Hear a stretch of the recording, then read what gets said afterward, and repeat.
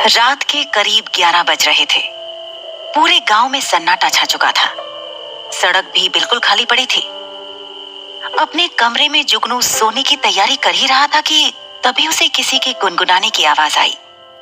इस प्यारी सी आवाज को सुनकर जुगनू मुस्कुराने लगा।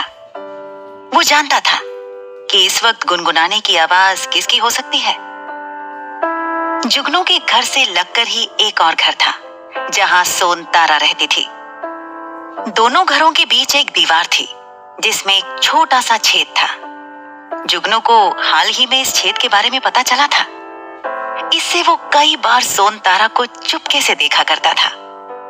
जब उसने उठकर अपने बिस्तर से लगे इस छोटे से होल के पार देखा तो जैसा कि उसे अंदाजा था, बगल में रहने वाली भाभी यानी सोन तारा ही गुनगुना रही थी। सोन तारा इस वक्त नहा रही थी। पानी उसके गोरे जिस्म से फिसल रहा था। ऐसा नजारा देख 22 साल का जुगनू दीवार से जैसे बिल्कुल चिपक सा गया और गौर से उसे नहाते हुए देखने लगा। सोन तारा अपने जिस्म के हर हिस्से को मल रही थी। सफेद साबुन के झाग उसके शरीर पर चिपके हुए थे जिनके बुलबुले फूट रहे थे। ये देख जुगनू के रोंगटे खड़े हो रहे थे। सोन तारा का बदन चांदनी की तरह चमक रहा था। जहां जहां सोन तारा का हाथ अपने बदन को छू रहा था, वहां वहां जुगनू की नजर उसका पीछा कर रही थी। इतने वक्त में उसने एक बार भी अपनी पलकें नहीं झपकाई थी। सोन तारा ने बालों का जूड़ा सा ऊपर बांध रखा था।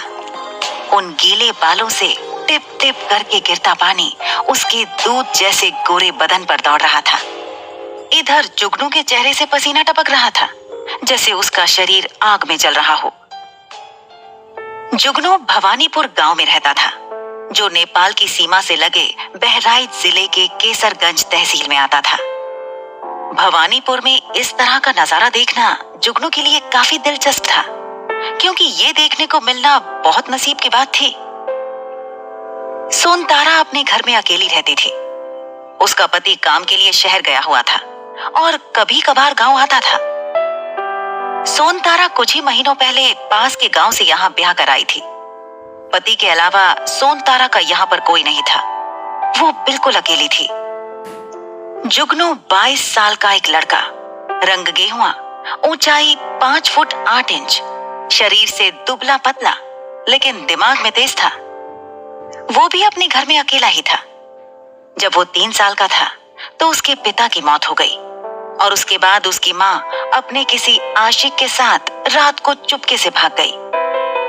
उसके बाद सिर्फ उसके दादाजी थे जो उसके साथ बरसों तक रहे, उसका ख्याल रखा। लेकिन कुछ सालों पहले बढ़ती उम्र की वजह से 70 साल के दादाजी की तबीयत भी बहुत खराब हो गई। तब जुगनू सिर्फ 10वीं क्लास में था। दादाजी की देखभाल करने वाला कोई नहीं था और वो बिस्तर से उठ नहीं पा रहे थे। इसलिए जुगनू को अपनी पढ़ाई बीच में ही छोड़नी पड़ी और वो दादा की सेवा में लग गया। जुगनू को पढ़ाई छोड़ते देख उसके दोस्त और स्कूल के काफी टीचर्स बहुत उदास थे क्योंकि जुगनू पढ़ाई में बहुत अच्छा था। उसके दादाजी ने उसे कभी अकेला नहीं पढ़ने दिया था। इसलिए जुगनू भी उम्र के इस पड़ाव में, खासकर ऐसी हालत में, दादाजी को अकेला नहीं छोड़ना चाहता था। यही वजह थी कि उसने दुखी मन से स्कूल जाना बंद कर दिया। आज जुगनू के दादा को मरे हुए 7 दिन हो चुके थे।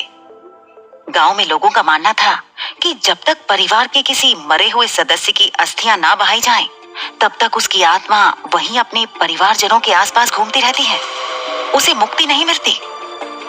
जुगनू भी यही सोच रहा था कि उसके दादाजी कहीं आसपास होंगे और उसे देख रहे होंगे। अभी कुछ ही देर हुई थी और जुगनू की आंख बस लगी ही थी कि तभी सोन तारा की डर के मारे चिल्लाने की आवाज आई। बाहर निकलो मेरे घर से, मैंने कहा अभी के अभी बाहर निकल जाओ मेरे घर से। सोन तारा की आवाज में परेशानी से ज्यादा घबराहट थी। ये सुनते ही जुगनू तुरंत उठकर बैठ गया और अपने आसपास देखने लगा। उस छोटे से होल में से झांकते हुए जब उसने सोन तारा के घर में देखा तो गांव के ठाकुर का लड़का रतन सिंह और उसके 2 दोस्त सोन तारा के घर आ पहुंचे थे। जुगनू का गांव भवानीपुर नेपाल की सीमा से एकदम करीब था। बहराइच जिले का ये गांव थोड़ा बहुत विकसित था, लेकिन यहाँ के ठाकुर का सब पर दबदबा था। जो 3 लोग इस वक्त सोन तारा के घर में थे, उन्हें जुगनू बहुत अच्छी तरह से जानता था। सोन तारा ने फिर से एक बार डर के मारे कांपते हुए उन लोगों से कहा, तुम लोग यहाँ से चले जाओ, वरना मैं शोर करके सबको बुला लूंगी। उस लड़के रतन सिंह ने कहा, अरे भाभी जी, स्वागत नहीं करेंगे हमारा? हम तो यहाँ अपने प्यार मोहब्बत भरी बातें करने आए हैं, और आप है कि हमारे बीच में बाहर वालों को लेकर आ रही हैं। पहली बार आए हैं, ये नहीं कि मेहमान को चाय पानी पूछें। आइए ना साथ। अरे हाँ, अगर आप कुछ और यानी दारू पीना चाहें तो उसका भी इंतजाम कर सकते हैं। इतना कहकर वो तीनों दोस्त एक दूसरे को देखते हुए जोर जोर से हंसने लगे। उनकी नजरों में हवस भरी हुई थी। सोन तारा पहले से ही बहुत घबराई हुई थी।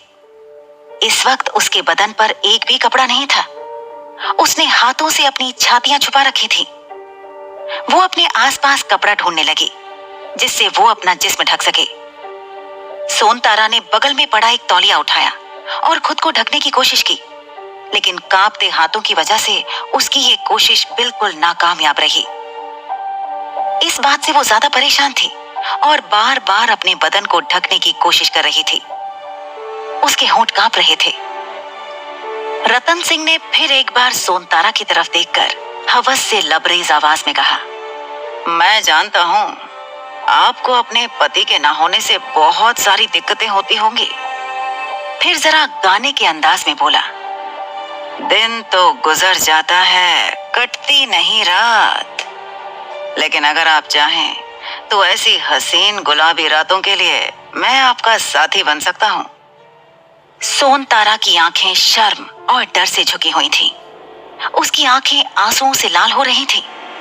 उसने रतन सिंह से बिना आंखें मिलाए आखिरी बार विनती करते हुए कहा, देखो रतन सिंह, मैं तुमसे हाथ जोड़कर आखिरी बार कह रही हूँ, मेरे घर से बाहर निकल जाओ, वरना मैं शोर मचाकर सारे गांव वालों को बुला लूंगी, और फिर तुम जानते हो कि तुम्हारी क्या हालत होगी। मुझे कुछ मत करना। सोन तारा की बातों से उनका हौसला और बढ़ रहा था। रतन सिंह को मजा भी आ रहा था। उसने सोन तारा के करीब जाते हुए उसके गालों पे हाथ रखा और हवस भरी आंखों से सोन तारा को सर से पैर तक देखते हुए कहा, लगा जैसे वो आंखों से उसे खा जाएगा। अभी तो तुम्हारे हुस्न का रस आंखों से ही पी रहा हूं भाभी जी, लेकिन जब कुछ करूंगा तब देखना। तीनों जोर जोर से हंसने लगे। रतन वैशी भेड़िए की तरह हंसते हुए बोला, आप भी किन से उम्मीद लगा कर बैठी हैं? इन गांव वालों से? क्या कर लेंगे वो मेरा? आधे से ज्यादा गांव मेरे बाप के कर्ज में डूबा है। ये क्या तुम्हारी मदद करेंगे? तो इस वक्त सही यही होगा कि तुम हमारी बात मान लो और मैं तुम्हारी। अगर तुम मुझे खुश करती हो तो मैं तुम्हें कभी किसी चीज की कमी नहीं होने दूंगा। तुम समझ रही हो ना मैं क्या कह रहा हूं? इतना कहकर रतन ने अपनी छाती पर हाथ फेरा। रतन सोन तारा के और करीब गया।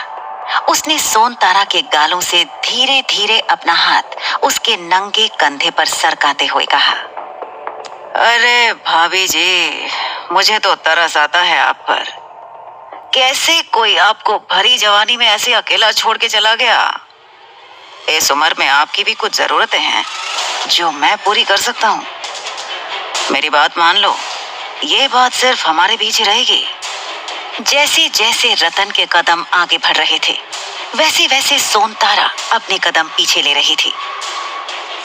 उधर उस छेद से जुगनू ये सब देख रहा था और देखते हुए सोच रहा था कि सोन तारा को इन दबंगों से कैसे बचाया जाए। यहाँ सोन तारा ने पास पड़ी साड़ी उठा ली थी। उससे बार बार अपने और रतन के बीच दीवार बनाने की कोशिश कर रही थी, लेकिन रतन ने वो भी उसके हाथों से छीन ली। रतन के पीछे खड़े उसके दोस्त पारस और राजा भी इस सीन का मजा ले रहे थे और एक दूसरे की तरफ देखकर मुस्कुरा रहे थे। रतन ने अपने दोस्त पारस की तरफ देखकर कहा, पारस, तू मेरा मुंह क्या देख रहा है? चल दरवाजा बंद कर। तुरंत उसके दोस्तों ने कमरे का दरवाजा बंद कर दिया। रतन अपनी कमीज के बटन खोलते हुए सोन तारा की तरफ बढ़ने लगा। उसने ऊपर के बटन खोल लिए थे और उसका बालों भरा सीना नजर आ रहा था। गले में एक सोने की चेन पड़ी थी जिसमें शेर का सोने का नाखून लॉकेट बनकर लटक रहा था। सोन तारा और बेबस महसूस कर रही थी। अब रतन ने सोन तारा की कलाई कसकर पकड़ ली। वो अपना हाथ छुड़ाने की बहुत कोशिश कर रही थी, लेकिन उस बेचारी का जोर रतन के आगे बिल्कुल नहीं चला। रतन ने झटके से उसे अपनी करीब खींचा और उसकी छाती को देखने लगा। उसका हाथ अब धीरे धीरे सोन तारा के कंधों से उसकी खुली पीठ पर सरकने लगा। सोन तारा को अजीब सी घिन हो रही थी उसके छूने से। वो फिर चिल्लाई, कोई है, कोई मेरी मदद करो। इधर ये सब देखकर जुगनू का सब्र टूट गया और आखिर उसने सोन तारा भाभी को बचाने की ठान ली। इसलिए बिना एक पल भी गवाए जुगनू ने उस होल के अंदर एक कागज का टुकड़ा डाला और फिर उसमें अपना मुंह रखकर उसने जोर से डरावनी आवाज में कहा, कौन हो तुम लोग?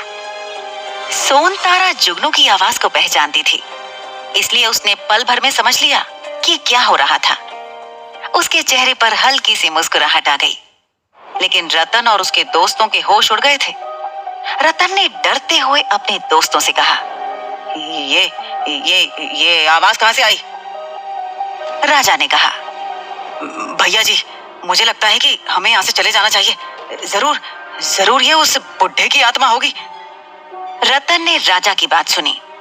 कुछ देर के लिए वो सोचता रहा, फिर एकाएक हंसने लगा और कमर पर हाथ रखकर राजा और पारस की तरफ देखकर कहा, तुम लोगों को क्या लगता है ये उस बुढ़े की आत्मा है? ये उस बुढ़े के पोते की आवाज है। अब मुझे मालूम पड़ गया है।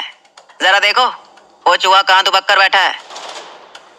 रतन ने फिर से सोन तारा का हाथ कसकर पकड़ लिया और उससे कहा, अच्छा, तो बुढ़े को मरे अभी 10 दिन भी नहीं हुए और तेरी पड़ोस के जवान छोकरे से रंगरलियां भी शुरू हो गई।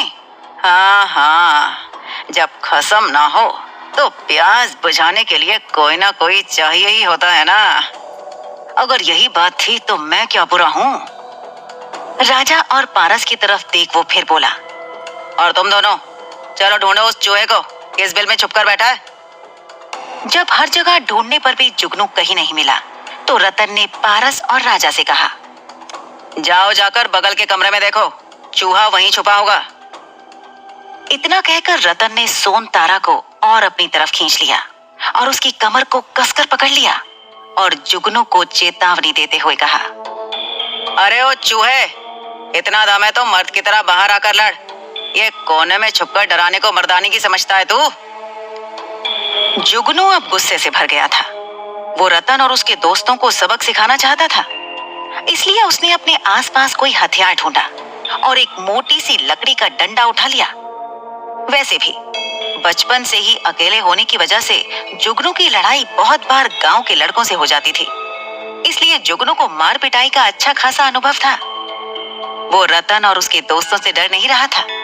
वो अपना सीना तान कर कमरे से बाहर निकल आया और ललकारते हुए राजा और पारस से कहा, आओ देख लेते हैं किसमें कितना है दम। क्या जुगनू सोनतारा को ठाकुर से बचाने में कामयाब हो पाएगा या फिर कोई चमत्कार होगा?